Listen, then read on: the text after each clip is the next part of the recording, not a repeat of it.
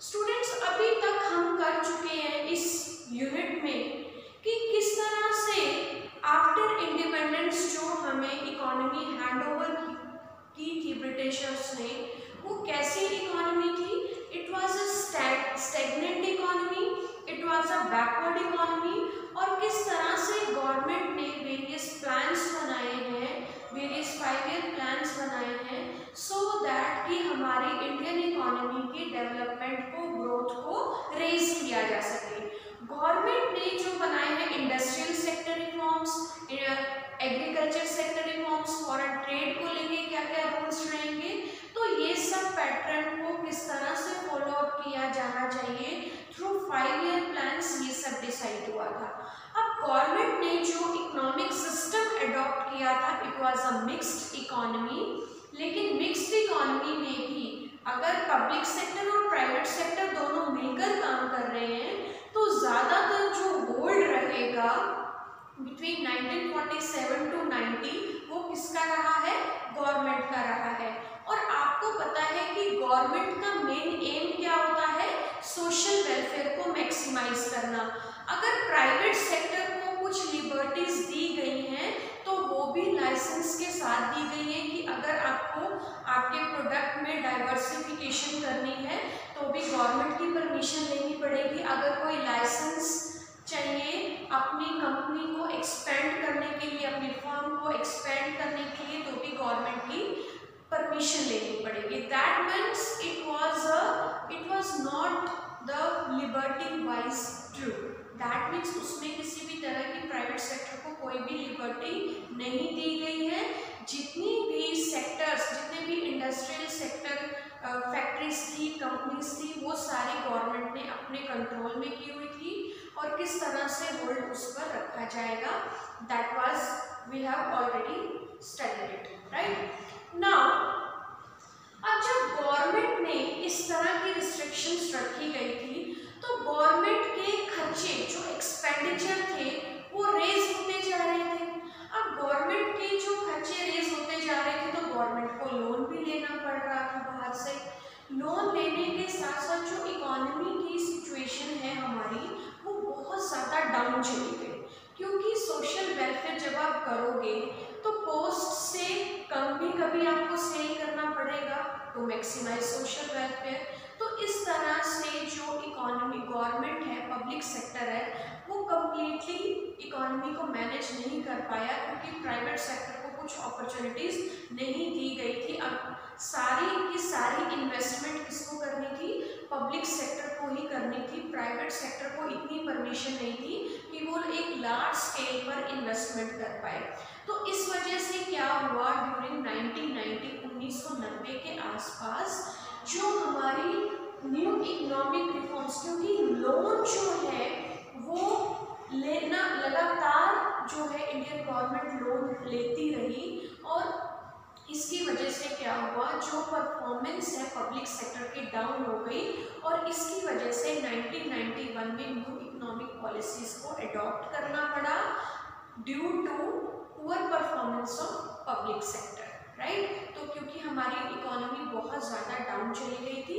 चलिए देखते हैं कौन कौन से पॉइंट है जिसकी वजह से हमें न्यू इकोनॉमिक रिफॉर्म्स को इंट्रोड्यूस करना पड़ा।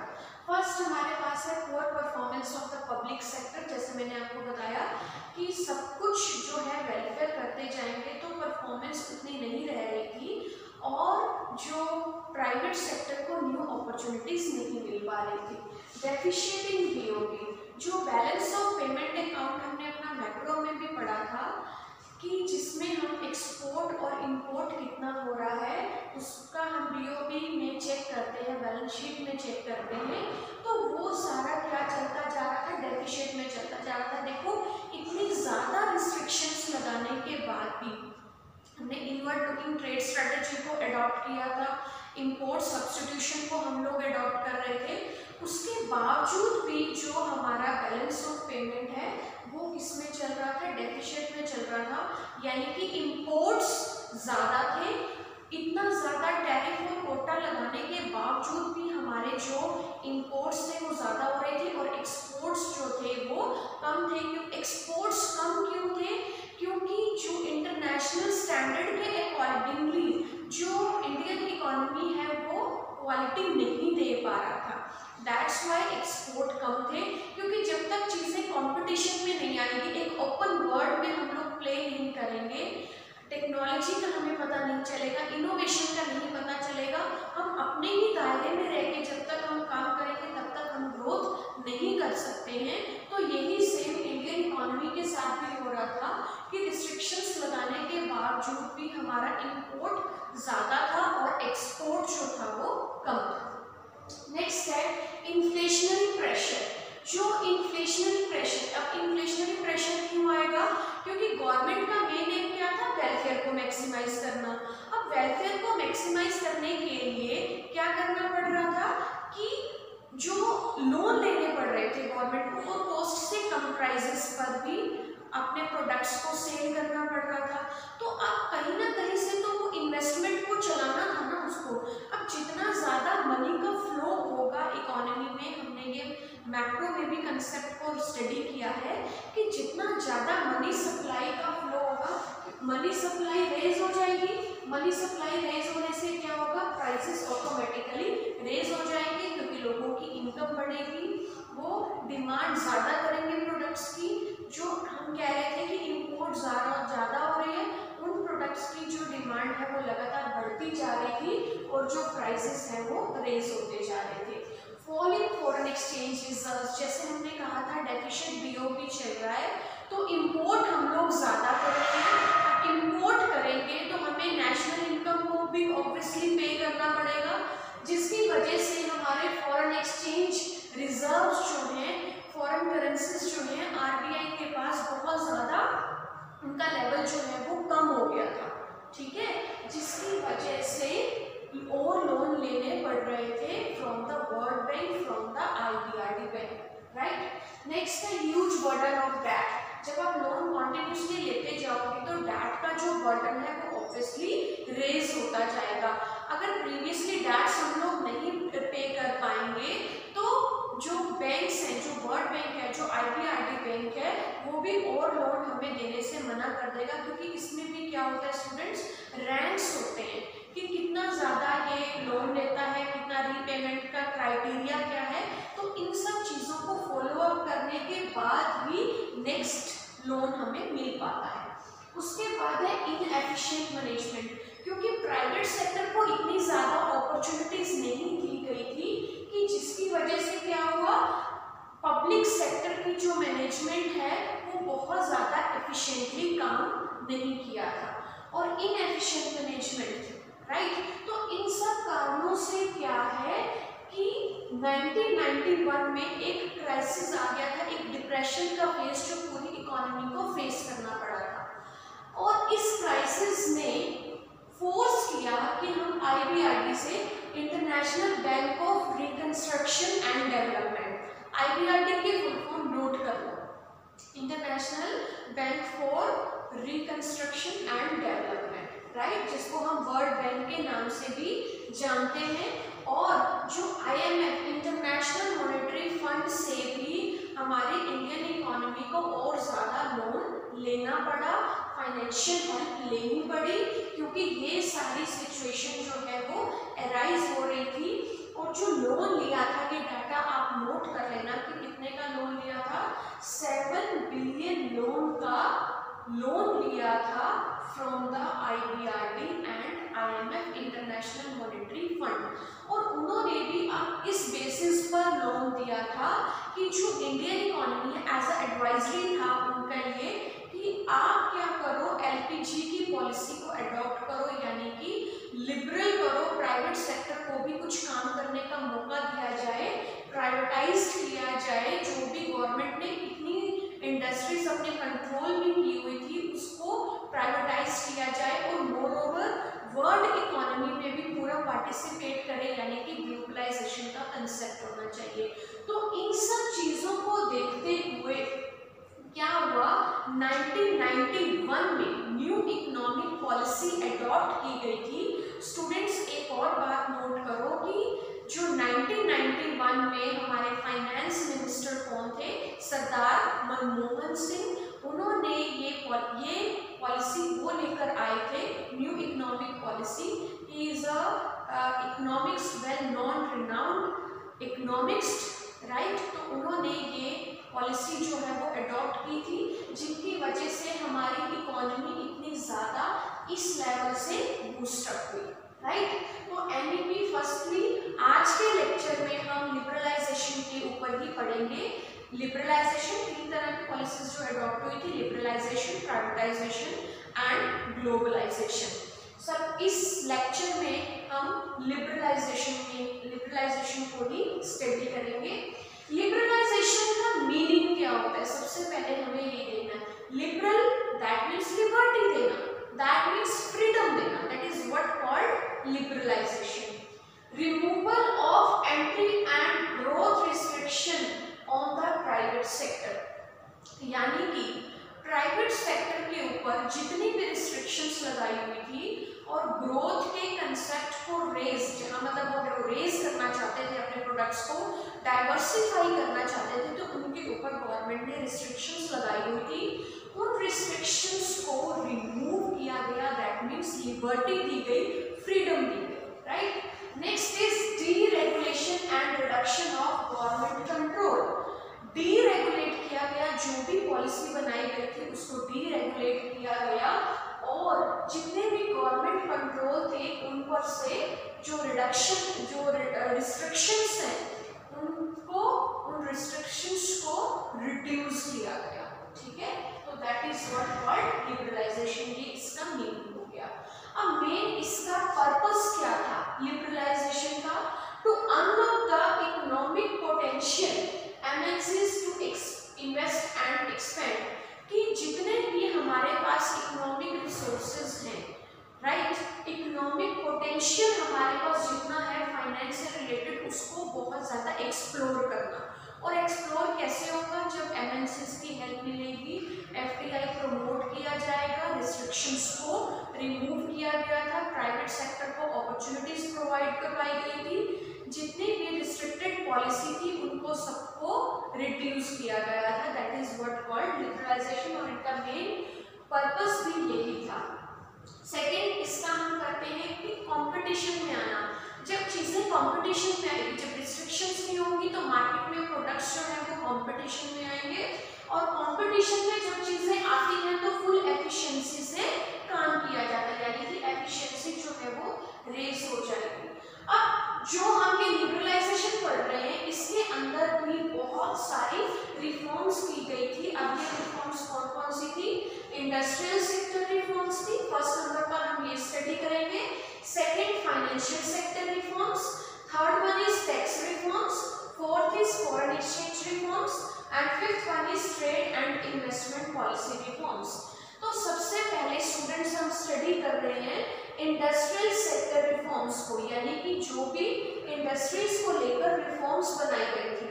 अब इंडस्ट्रीज में कौन कौन सी रिफॉर्म्स बनाई गई थी स्टूडेंट्स? देखो, रिडक्शन इन इंडस्ट्रियल लाइसेंसिंग, जो लाइसेंस लेना पड़ता था कुछ चीजों के ऊपर वो अब नहीं लेना पड़ेगा, लेकिन जो गवर्नमेंट ने लाइसेंस पॉलिसी को एडॉप्ट किया था, पहले गवर्नमेंट ने अपने अंदर सारी 17 बिग इंडस्ट्रीज रखी हुई थी जो कि fully under the control of government थी, वो सब उनको फ्रीडम दी गई।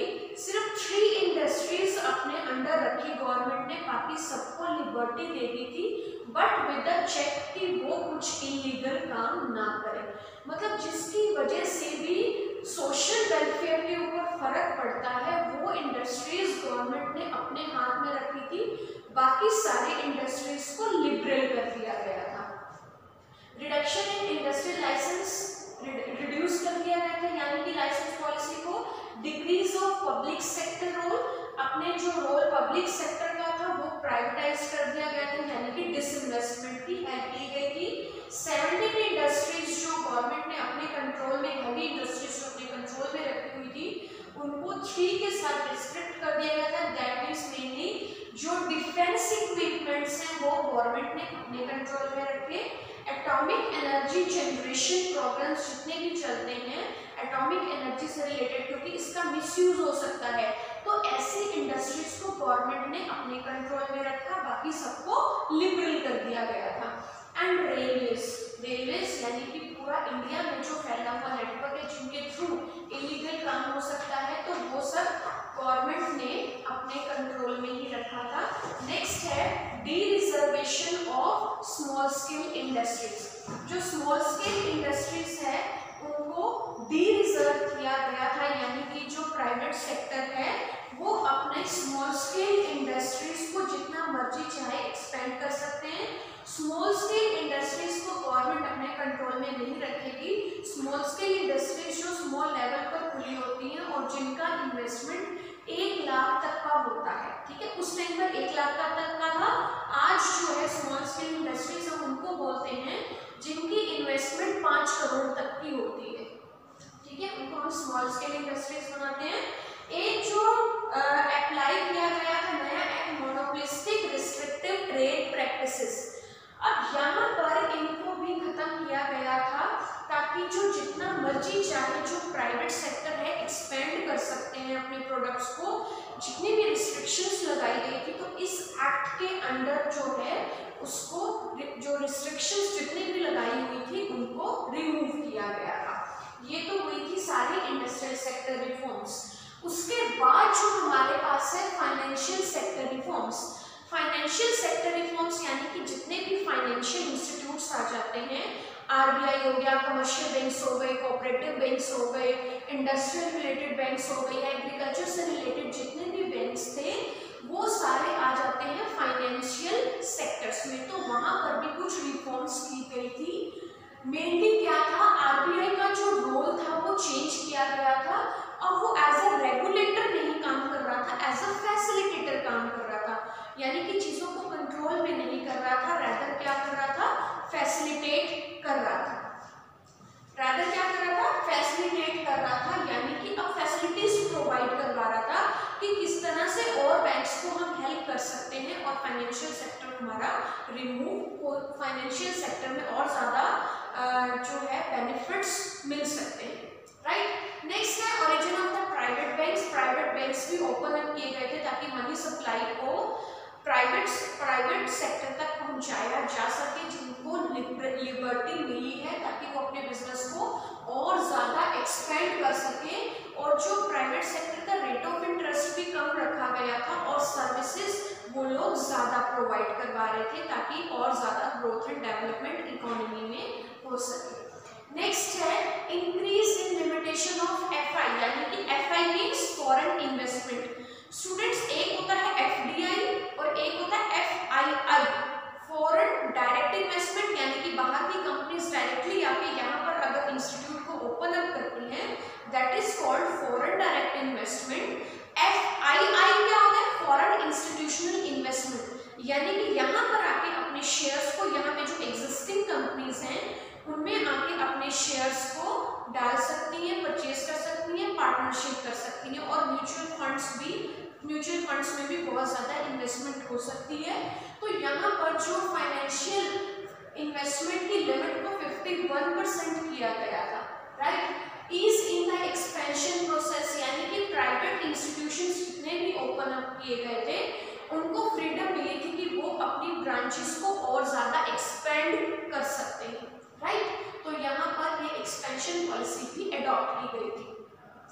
नेक्स्ट है टैक्स रिफॉर्म्स। टैक्सेस में भी कुछ रिफॉर्म्स किए गए थे। दो तरह के स्टूडेंट्स हमारे पास टैक्स होते हैं, direct tax and indirect tax. Direct tax जिसके ऊपर टैक्स लगाया जाता है, टैक्स का बर्डन अगर उसी को बियर करना पड़ता है, that is called direct tax. और इनडायरेक्ट टैक्स क्या होता है कि जिसके ऊपर बर्डन डाला जाता है टैक्स का, वो अपना बर्डन दूसरों को शिफ्ट कर सकता है, that tax is called indirect tax. तो अगर ज्यादा टैक्स होगा तो टैक्स इवेजन की ज्यादा प्रॉब्लम आएगी, यानी कि टैक्स छुपाने की कोशिश करेंगे। तो टैक्स को भी एवरेज कर दिया गया था, कम कर दिया गया था, जिसकी वजह से क्या हुआ कि गवर्नमेंट के पास सब लोग ने टैक्स देना शुरू कर दिया, क्योंकि टैक्स का जो परसेंटेज कम था और उसी टैक्स से गवर्नमेंट फिर आगे वेलफेयर का काम कर सकती थी। तो इस तरह की पॉलिसी अडॉप्ट की गई। और जो मैं आपको एक और बात बताना चाहती हूँ जीएसटी के बारे में, कि जो GST goods and service tax है वो पार्लियामेंट में पास किया गया है 29 मार्च 2017। आज की मैंने बात करें, ठीक है, अब की। उसके बाद और ये इफेक्ट में कब आया था? 1 जुलाई 2017 को। तो ये डाटा आप एक नोट कर लेना, ठीक है। उसके बाद आते हैं foreign exchange reforms. Foreign exchange reforms यानी कि कुछ गवर्नमेंट ने क्या किया था? डीवैल्यूएट किया था, यानी अपनी कंट्री की करेंसी को दूसरे कंट्रीज की करेंसी के अकॉर्डिंगली कम वैल्यूएट करना, दैट इज कॉल्ड डीवैल्यूएशन। ये कंसेप्ट आप पढ़ चुके हो। तो गवर्नमेंट ने ये डीवैल्यूएट किया था मार्केट को। नेक्स्ट आता है लास्ट वन, जो इंडस्ट्रियल लिबरलाइजेशन में जो रिफॉर्म हुई थी, that is trade and investment policy reforms. अब इसमें क्या हुआ था? Trade and investment policy reforms, जिसको कि ट्रेड को रिस्ट्रिक्ट किया गया था with a high tariff and quota to restrict the competition. तो इनको भी सबको रिमूव किया गया, टैरिफ को कम किया गया, कोटा की लिमिट को भी कम किया गया था। Now removal of quantitative restrictions, अब जितना मर्जी चाहे हम बाहर से इंपोर्ट कर सकते हैं। एक्सपोर्ट ड्यूटीज जो है इनको सबको रिमूव किया गया था, और एक्सपोर्ट ड्यूटीज को भी और इंपोर्ट ड्यूटीज को भी, दोनों को रिमूव किया गया था। और जितना भी इंपोर्ट के ऊपर लाइसेंस लेना पड़ता था उसको भी रिलैक्स किया गया था, यानी कि फ्री मूवमेंट स्टार्ट हो गई थी, जिसकी वजह से किसी भी तरह की ग्रोथ एंड डेवलपमेंट में कोई हिंड्रेंस नहीं थी। प्राइवेट सेक्टर फुली अपना पार्टिसिपेट कर सकती थी। तो इस वजह से ये लिबरल पॉलिसी अडॉप्ट की गई। स्टूडेंट्स, अब आप सोचो कि जब इतना ज्यादा रिस्ट्रिक्टेड था, लिबर्टी मिल गई, तो ऑटोमेटिकली जो हमारा जीडीपी का पेस है, जो ग्रोथ है, जो डेवलपमेंट है, वो ऑटोमेटिकली रेज हो जाएगा स्टूडेंट्स, ठीक है। तो इस तरह से आपने इसको स्टडी करना है, कौन कौन सी रिफॉर्म्स हुई थी, 5 रिफॉर्म्स को ध्यान में रखना है, ठीक है।